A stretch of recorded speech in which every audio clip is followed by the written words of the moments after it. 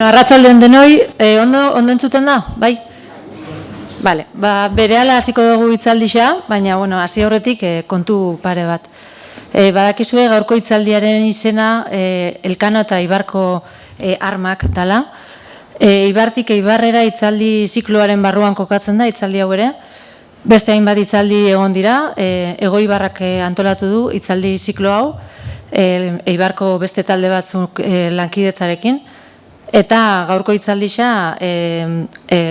hitzaldia antolatzen Akeba taldea ere aritu da. Hitzaldi hauek pixkat kokatzen dira Ibarko herriaren 675. urteurrenaren kontestuan ere bai. Eta gaurko hitzaldian emango duena hizlaria bera Jose Antonio Azpiazu Elortza da, oñatiarra, historialaria, antropologoa eta idazlea da. Egia esan bere ibilbidea oso oparoa da, eta aurkezpen labur bat egingo dut, ez daukagu astirik bere ibilbide osoa kontatzeko, baina gauza batzuk esango ditut. Bera besteak beste Donostiako Jakintza ikastolako zuzendaria izan zen, Mondragon Unibertsitateko irakaslea ere bai, eta unibertsitate horretako enpresen administrazio eta zuzendaritza fakultateko zuzendaria ere bai. Horrez gain, hainbat liburu eta artikulu idatzi ditu, danak ezin ditugu aipatu, baina gehien bat esan daiteke aro modernoan Euskaldunek itsasoarekin, arrantzarekin eta itsasportuetako jarduerarekin izan duten harremana aztertu duela. Orduan, besterik gabe, berari emango diot hitza, eta berak bukaeran, tarte bat utziko dugu, norbaitek galderaren bat egin nahi badu, edo komentarioren bat egin nahi badu. Orduan, gozatu hitzaldixaz, eta besterik gabe, berari lagako diogu hitza.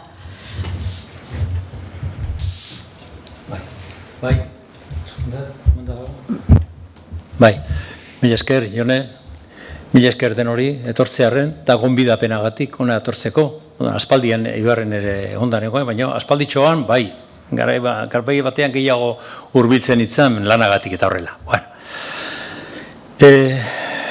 Hemen gaude, Eibarko udaletxean, baina udaletxeak bere berezitasun ere badauka eta zer ikusi ere badauka armagintzakin.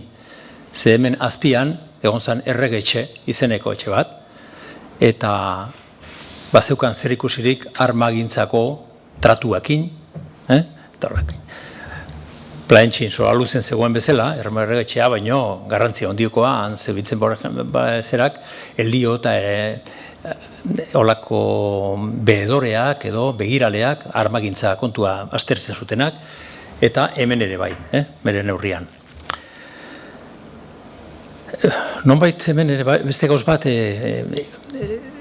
eraikuntza honen barruan, Untzaga enparantza berritzerakoan, 16 mendeko San Juan ermitatxoa ere desagertu izan.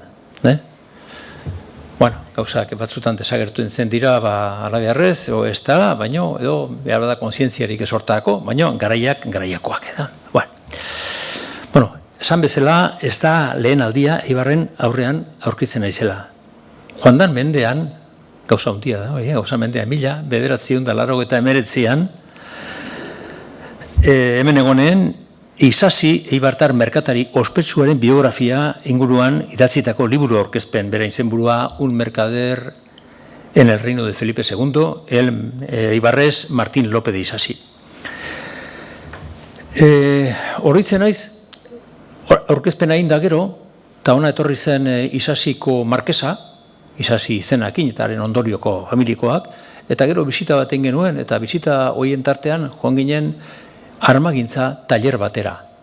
Tradizioa pixka kontuen hartuta etorra, eta armagintzan lehenbiziko aldiz nik ere olako taller bat bisitatu nuela hori. Hori dela eta arian, pixkat pasadizo txiki bat esango dut minutu batean. Hemen bizitzan, bertakoa ez, baina bertako bezala, txikito de Eibar, pelotari famatua,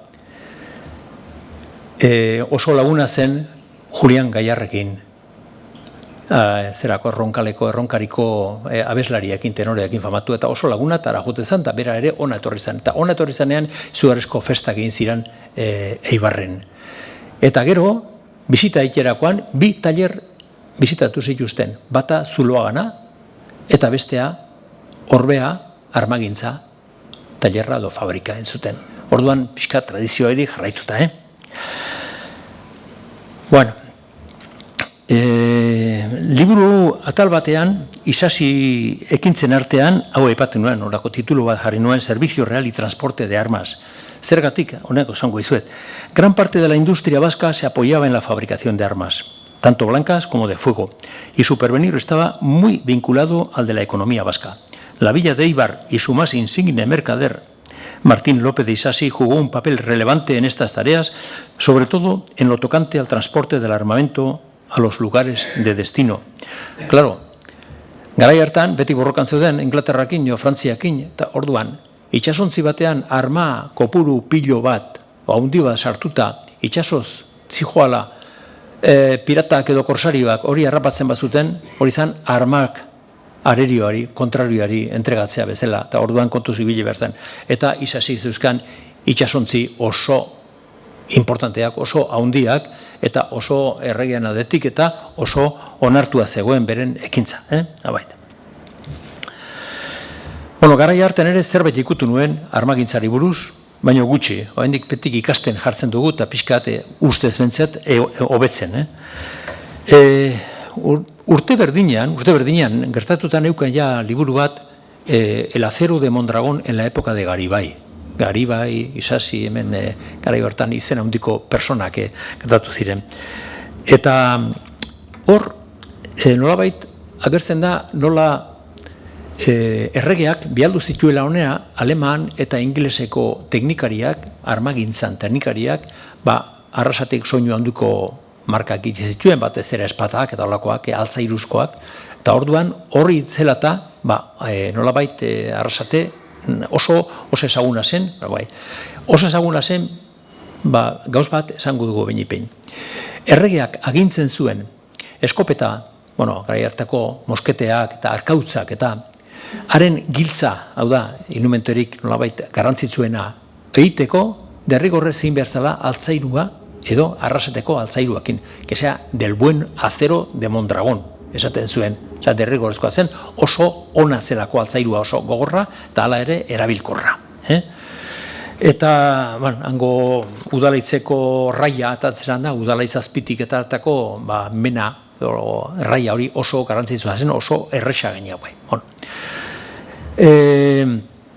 Bestalde, espatak ere bertan egin ziren, bertan bai eta saldure bai, eta guk ezagutzen dugun, alde batetik ezagutzen dugun las famosas espadas de Toledo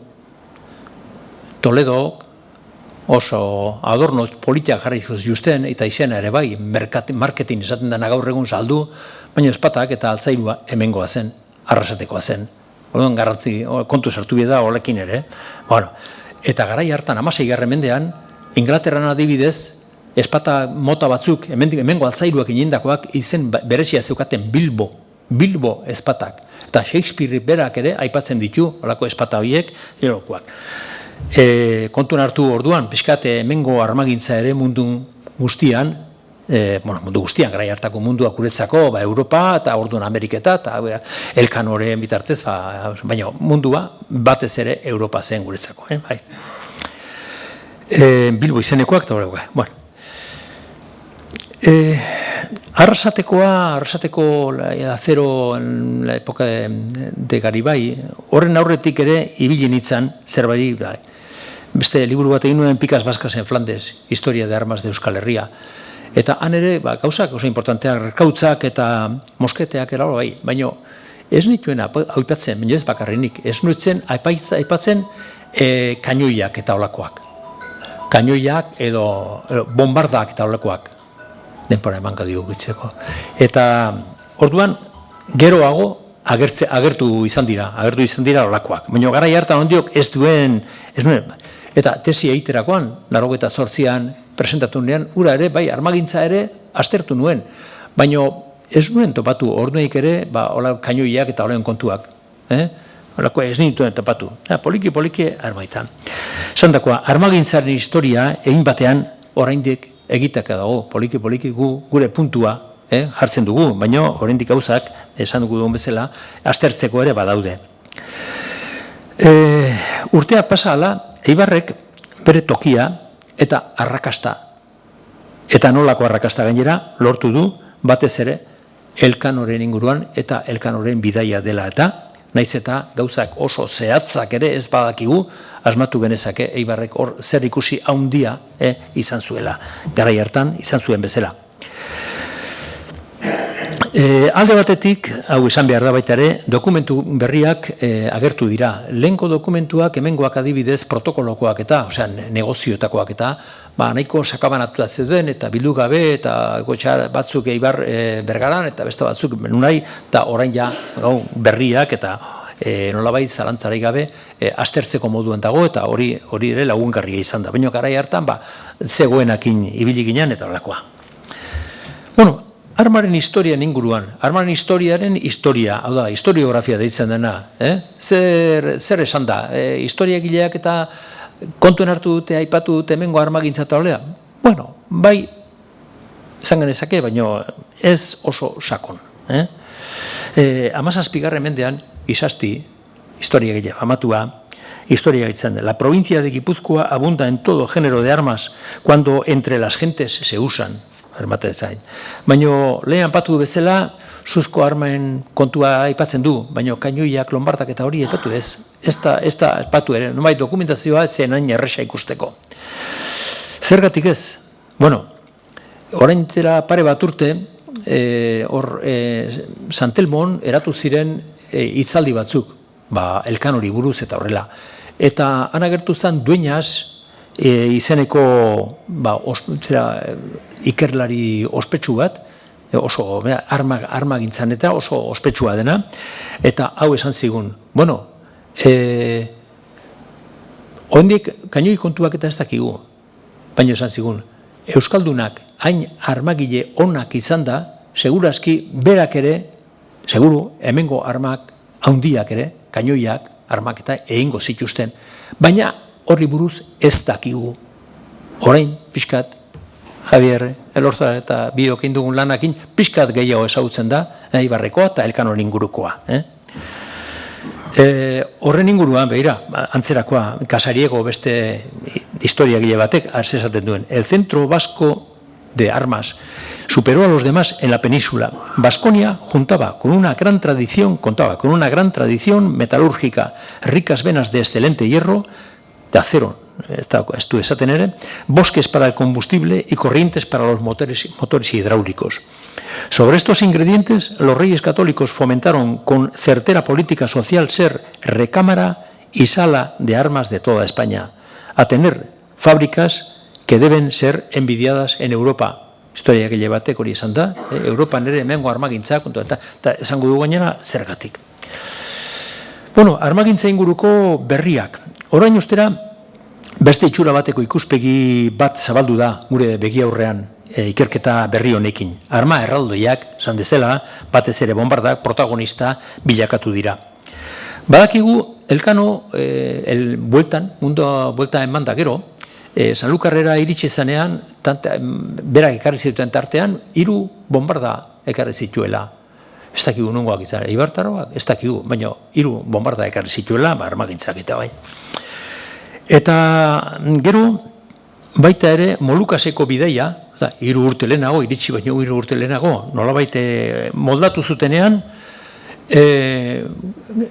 kontratazio etxekoak eta hango nolabait arduradunak esan zuten, bueno, hemen armak nora eskatu behar dire, eta kapitula handi badago esaten dute, las cosas que vinieron de Bizkaia para la armada de las Molucas. Eta dokumentuan, hor ere, armadak, bombardak ere agirtzen dira, ez asko. 3 bombarda agertzen dire, segurazki, ni pentsatzen dut, 3 bombarda bakarrik agertzen baldin badira, hor ekarritakoak Bizkaiatik, segurazki, hemendik joandako itxasontziak bere armak, bere bombardak eramango zituela, hori kontuan hartu behar da, asko esaski bineon de Bizkaia.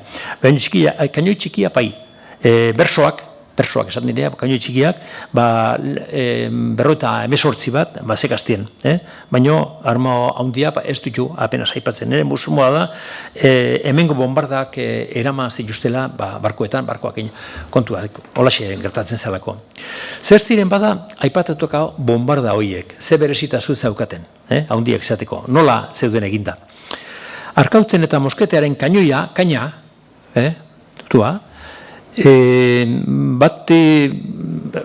bat pieza batekin iken dira eta erresa hoiken ziren, baina bombardarenak hain handiak izan da, hain pisu handia izan da, zela eginera. Orduan, lehen egin behar zutena zen, nolabait egin aroa bezalakoak, eraztuna bezalakoak, uztaiak bezalakoak, eta gero bata besteari josi pagatu, bai. Baina, klaro, hori eginda gero, kontu ez hartu behar zen, zati eginda, kupelak, barrikak egin dira bezala, duelak jarri, poliki, baina bata zurez egindakoa, bestea burdinez egindakoa, diferentea, burdinez, ez da gaina. Bombardetako gorputza, baina kontu ez hartu behar zen, ondu bile da, zuloa, zuzena izan behar zen, eraztun desberdina jarrita, etzen erresa izaten, horregatik gero eskatzen zuten, gero aprobak egiteko. Aprobak egiteko kainoiak ez zen lertu itxasontzian eta ez delako balio. Orduan ere, hori ere, zatika egindakoak. Horregatik, aldez aurretik aproba egite zituzten eta adibidez, arrasaten, hango mendi baten kontra egite zuten probak, kainoiak ondo erantzuten, zuten jakiteko. Eta hemen debara ere emate zituzten, debara eraman, eta debako ondartza inguruan edo, olako probak egite zituzten. Hala ere, nahiko normalak itxate ziren istripu horiek. Bideia, Molukaseko bideian ere, aleman zera batek, maestro bombardero batek ere minartu zuen honbait horrekin.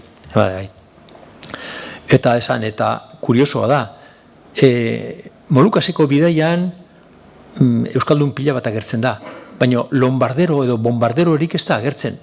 Eta orain, Javier eta Egorza eta ni oin pasatu gera zeran Txantzileriatik, Valladolidetik eta Simakasetik eta horako dokumentu hau agertzen dugu. Onera, Elkano, bueltatu baino lehenago hilabete batzuk, hau da, otsailaren 14an 1522an, hau agertzen da. Frantziaren aurkako armada egin zanean, San Cristobal izeneko karabelan 2 lombardero izenak agertzen dira. Beira, Euskaldunak ote ziren ala ez. Bata, Gregorio Idiazabal, ez da andaluza, seguraski, eta Sancho de Goizueta. Horra agertzen dira. Betik ikasten dugu pixkat, zerbait, horabait. Beraz, ezen lan makala bombarda bat egitea. Gainera, ezen bakarrik aipatutako kainoia, beste elementu batzuk ere egin behar ziren kainoiekin, kaina hortik kanpora. Horra aipatzen dire, ribadokina da nolabait kainoi txikiak eusteko, atzera gehiagiz botatzeko nolabait eusgarriak, zela, ribadokinez, non kainoiak eusten ziren. Gero, serbidoreak da, kainari lotutako lehenengo tokia nolabait polbora sartzezan, eta tiroa handik egiten zen, bai. Baina tiroa egiterakoan izugarrizko berotasuna lortzen zuen, eta ezin zitekeen denbora batean ura erabili bezala. Eta orduan, kainoia egiterakoan eskatzen justen, que hagan 2 servidores, bat kendu eta bestea hotzi zegoena jartzeko. Horik ere egizu justen horrelakoak. Horregatik, aldez aurretik aprobak ere egitekotan, bai, tiro baten ondoan aldatu inbertziran. Hau esan da, asmatu genezake bombarda bat egitea, ez zela artisau edo arangile bakar baten lana, baizik eta kolektibo, talde baten lana, hori, eta denbora asko behar zela gainera. Zer esan, bombarda hauek sailean pilaka bat egiteko denbora behar zen. Sailean egiteko, merkatuak horrela eskatzen zuelako.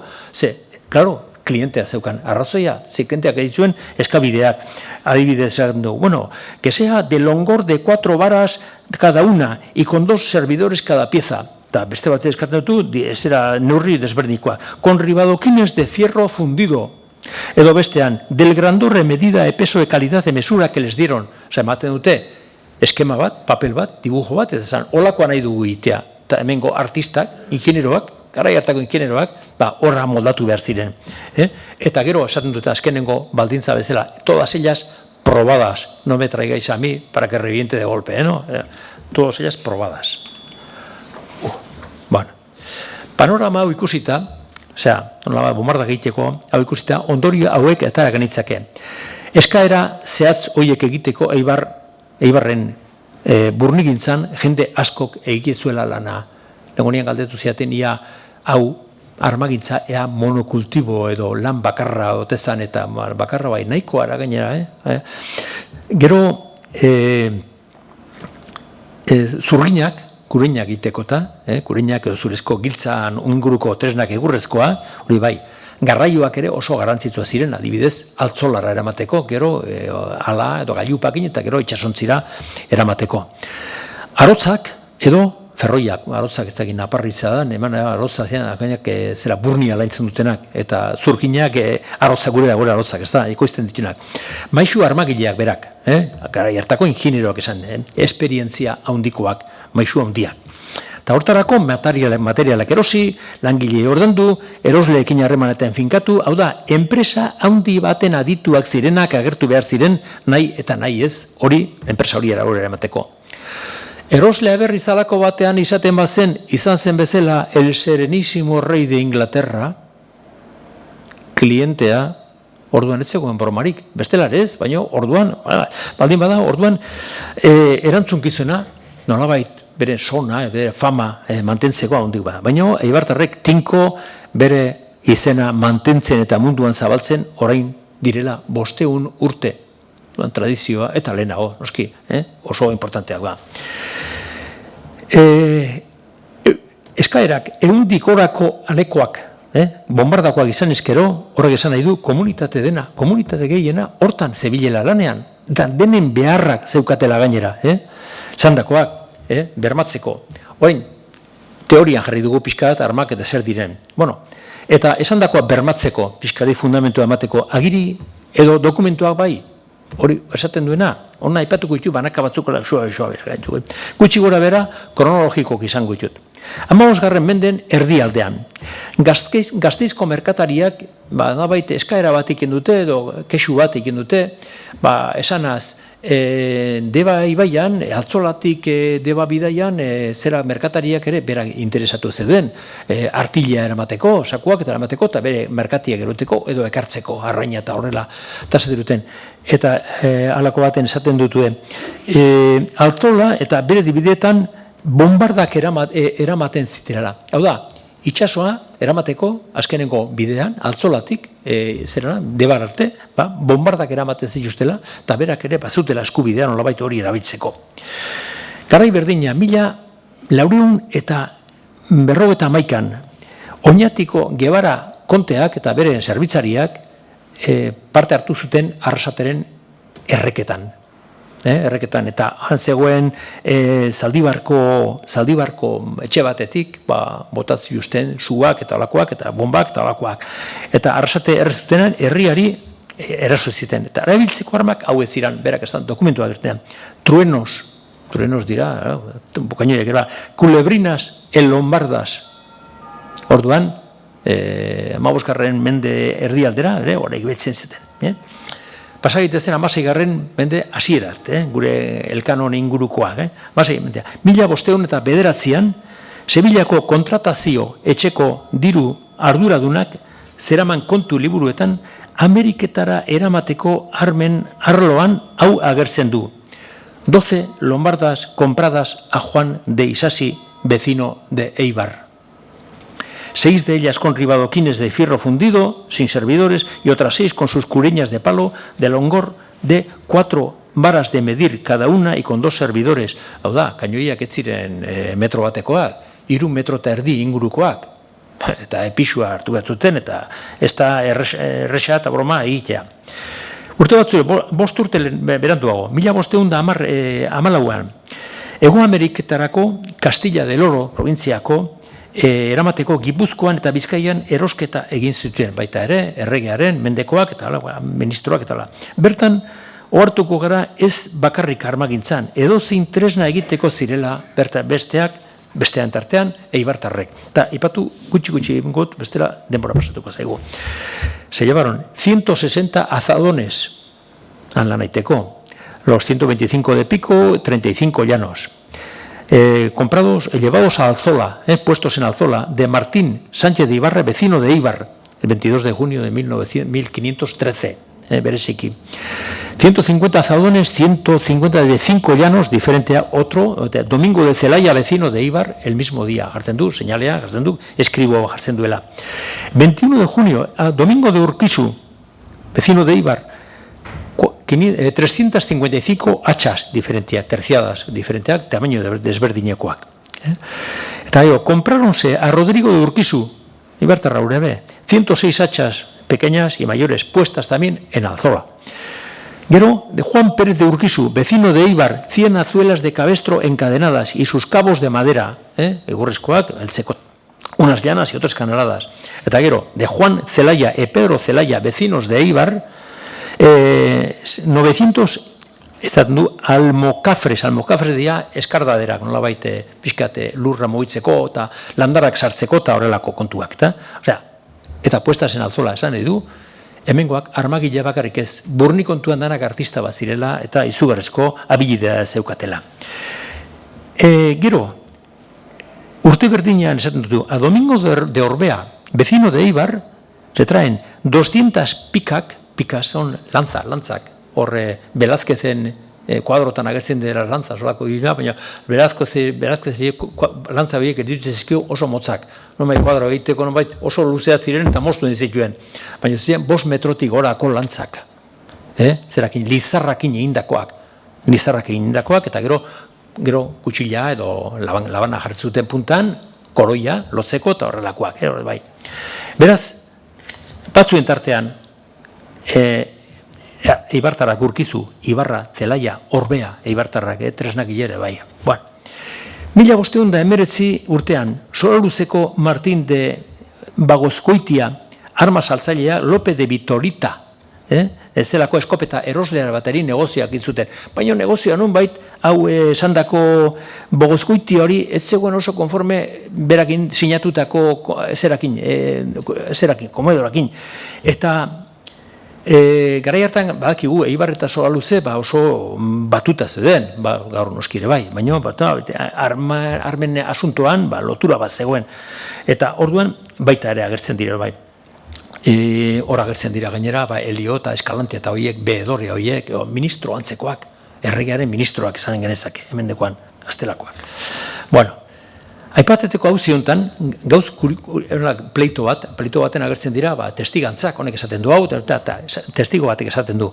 Fortuno de Ibarra, de 47 años, dice que reunido con Lope de Vitorita y Martín de Bagozkoitia, eguneroko bizimuduko norma, en la tienda de las puertas de su casa, etxe ondoan, denda bat, fragua izango zen, manera egiteko, Lope les dijo que fuesen con él a su casa de Francisco de Ibarra a beber y comer, y que así se fueron, vido esto testigo como guisaba Ende en la casa del Checho Francisco pescado fresco, y estando allí llegó Ende Sancho Sánchez de Ibarra, escribano, y pensó que este testigo había algún recelo. Hau da, ez zehola konforme egin zuen eskriturakin. Horra gertzen dire, nolabait, gora berak, armakontzak bai. Testigantzan, firmó con su nombre, esaten du hau, Fortuno de Ibarra.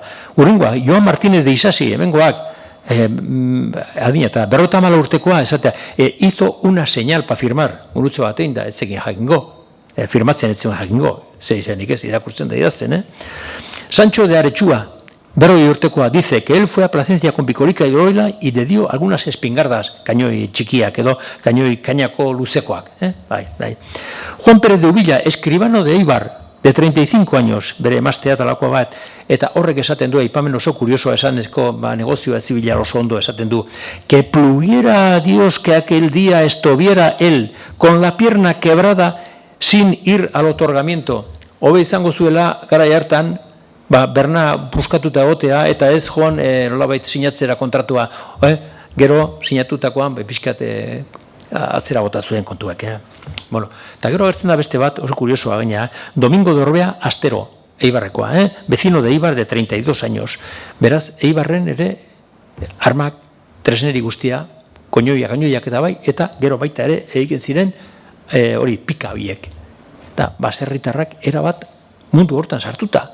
Ze baserritarrak beste arbola batzuk sartu beharrean, lizarra jartzen zituzten, gero erregeari edo erregearen ministroari saltzeko beren lantzak, iteko lantzak oso importantea ziren gerratean, ze jartzen ziren lizioa, ikusten duten hor, zela da, Eskoziako gerra horren kontrua jartzen ziren armakola eta kaballeria zaldik atortzen zirenean, hori sartuta ez zegoen pasatzerikola, oso importante ziren, bueno, beste badago Juan Martínez de Isasi eta Ibáñez de Lejalde, eibartarrak egin dute Palentziako batekin, Palentziako merkatari batzuekin zuen pleitoa, eta zer, eta 100.000 marauri, diru asko garai hartarako, 1.000-tik gorako marauri, armetan, koselete, pixkat babesteko egin zuten burniakin, eta eskopetak tartean zituen. Eta zer gertatzen da, beti bezala, pleitoak, ez zuten nahi, ordaindu nahi, edo espamena eta esaten dute, que los coseletes eran muy malos, y no valía de educado para nada. Y porque las escopetas estaban muy mal forjadas y las más de ellas reventaban. Eta orduan ere galdera zertako etorri ziren orduan, horiek, hain fama txarra baldin bat zeukaten, eta bere ikarritzen zaien, aitzaki bila, bat igual, ertuko zen, aitzaki bila, ez ordaintzeko, ordaindu behar zutena. Hemen kontan, ez da Ibartarek agerte, baina harremana bai Ibartarrekin, hemen bai, eta oso importantea da erregeakin eta setutakoa eta enperadaureakin. 1549ko dokumentu batean, en la villa de San Sebastián, a 3 días de noviembre de 1549, se concertaron Juan de Leániz, vecino de Elorrio, y Diego de Salamanca, estante en la villa de San Sebastián, en nombre de Bernardino de Salamanca y su compañía, con sus hacedores, los dichos, con Juan Martínez de Churruca y Martín de Unamuno, vecinos de la villa de Plasencia, maestres arcabuceros de la dicha villa, en la que los susodichos se obligaron a hacer para el serenísimo rey de Portugal, ameste errege bat, armabeske, 10.000 arcabuces, de la muestra que el dicho Juan Leániz les ha mostrado, que es de 4 palmos de vara y 2 dedos. De hori zehatzak. Osea, Inglaterrakoari bombardak, honi, zerari, Portugalekoari, ikusten da, hau zela arma toki aproposa. Gainera, dokumentu hartan, hau irakurritake, en Olaso, a 11 de noviembre de 1549, Juan Martínez de Isasi, mercader, vecino de Ibar, se constituye en fiador de los 2 maestros arcabuceros, además de los ya existentes. Bueno, altzola aipatu dugu, baina altzolak oso garrantzia handia izan zuen gara hiertan. Bueno, pasatu ingo pixka, bestela, mengetxo. Bueno, gure bombardagileak, azkenean, Eibarko bombardagileak, 1514 hau da, Elkano, Ara, Molukas aldera eta jun aurretik saldutako armak, nonbait, frantzesen aurkako, historia egilegetan ziren jago irijoak, zidan, orduan, 12-14 maldin bat ziren, arma horiek Inglaterrako erregean dako izango ziren. Seguru aski, arma horiek erabaliko zituzten Akitania, Goienako frantzesen kontra. Hau da, hemengo Eibarko merkatariak saltzen armak ingelesari inguruko, ondoko, iparralde, edo gogoraxego, Akitaniako burruka egiteko, frantzeseko erregeari egiteko, burruka egiteko. 2 kontratu egiten zizten, que por las que Martín Sánchez de Ibarra, maestre lombardero como principal deudor, y Juan Martínez de Mallea como su fiador, Eibartarrak, y principal pagador, ambos debían entregar en el puerto de Arenal de la villa de Deva 80 piezas de lombardas, con cada 2 servidores y con los fierros y cintas y clavos pertenecientes a las dichas lombardas, todas ellas probadas. Hau da, ez egin eta saldu ez probatutakoak, eta, osea, 80 bombarda egiteko gaina oso epe laburrean egiteko herri guztia mugitu berzeran, eta berta inguruko herrin batzera egingo zuten zu lagundu hau egiten, usadio ezan bezala, normala ezan bezala, todas ellas probadas. Bombardak egilea sinala ez zen adierazteko. Eta esaten du, irakurri duek, al Serenísimo de Inglaterra bideratutako lauri bombarda. Eta zer gertatu zen arma horiekin? Nolabait, Eibartarrak armak egin zituzten. Baina nolabait, eraman behar zutenak, itxasontziz, Donostiarrak ziren. Eta Donostiarrak alako baten esaten dute, oie, que el rey de Inglaterra que nos ha rechazado las armas. Erdoituta edo ez dakit zer zegoela, talako baten, eta eibartarrak esaten dute, noski, gaizki jarrita eramango zituzten, itsasoko iurakin, itsasoko euriakin, haizeakin, eta ez zituzte babestu, gu ondo egindakoa, zuek ondatu dituzue, eta errua ez da gurea, orduan pleitoak lokoak. Bueno, pleito horrek zela urten zuena ez, bai, baina ikusten da ze garrantzi zeukaten armagintza hori, porque han pagado muchos fletes de viajes y seguridades para llevarlas a la ciudad de Londres en devolverlas a la villa de San Sebastián y hacer perder el crédito que con el dicho rey había de tener. Crédito donostiarrak, baino armak eibarkoak. Beraz, saltzaileak elakoa. Eta eibarrekoak esan dutek, denporaren puruz, ondatu dituztela, eta ez dela beren errua. Orduan, pixkat bukatzeko. Gertatutakoa gertatuta, atera behar dugun ondorioak, Eibarko artisauak oso famatuak zirela garai hartan. Ez famatuak telebistan agertzen zirelako, baizik eta ahoz-aho merkataria mugitzen zirenak, itsasontzi zebizenak, Madriden, Sevillan, Ameriketan, onera etortzen zirelako alakoak, gertatu zelakoa.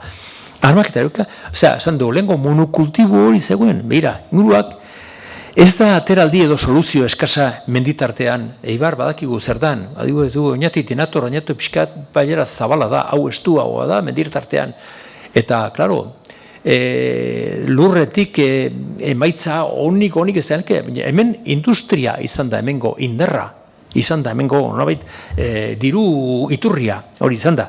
Orduan, ingurua, bai, armak inguruan basoa, importantea, ikaskinak, kulata egileak, pikak egiten zituztenak, garraioa esan dagoa, lehen bezala, langile kopuru izugarria, langile kopuru handia aurre pixkate ikertzeko izango litzateke, teknikariak artista hutsak, maisuak esateko urte batzu pasatu ziren teknikari edo maisua doktora dautza egiteko aiatzeko, ez da.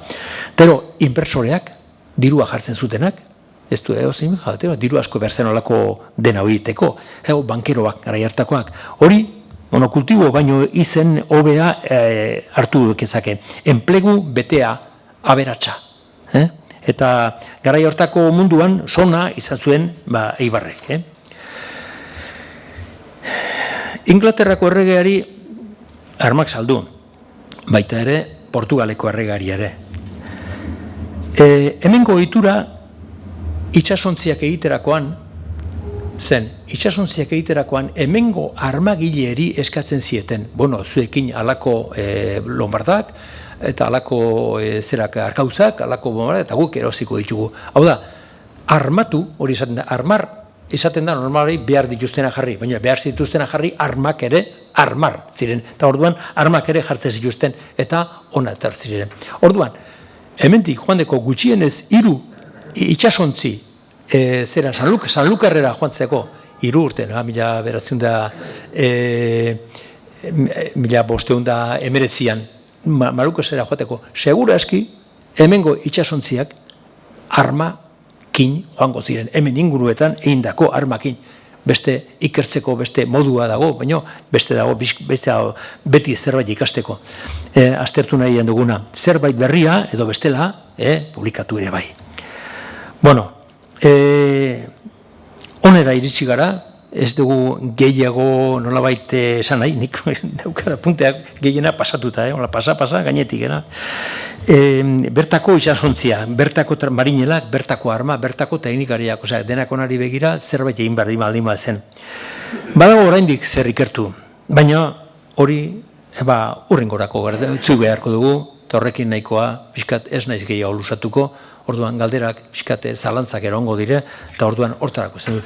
Gauzatxo bat esan nuke, liburua, hau Eibarreko Isasi kontua hemen galditzen da, eta Juan Sebastián Elkonokoa, hau ez dute jarri salgai arrazoi bategatik, diru publikoak inen zagoelako, eta orduan ezin zilerako saldu edo dirua jaso. Eta orduan egin dute, interneten jarri, eta doan jasotzeko moduan, doan jasletike, esteka bat dago, klik bat dago, orduan, inor, interesatu balego, nik harri dut hemen, estekak, zertzu diren, eta interesa daukala, liburua, merke, doain irakurtzeko, hemen dauka aukera nik emango dio eta horako bat. Bueno, honekin ja pixka bukatu eta pixka elkarrizketa, ze zalantza duzuen, eta hori zein teke esan, baliteke, eta horako zerbaitzuk, zer sortzen da.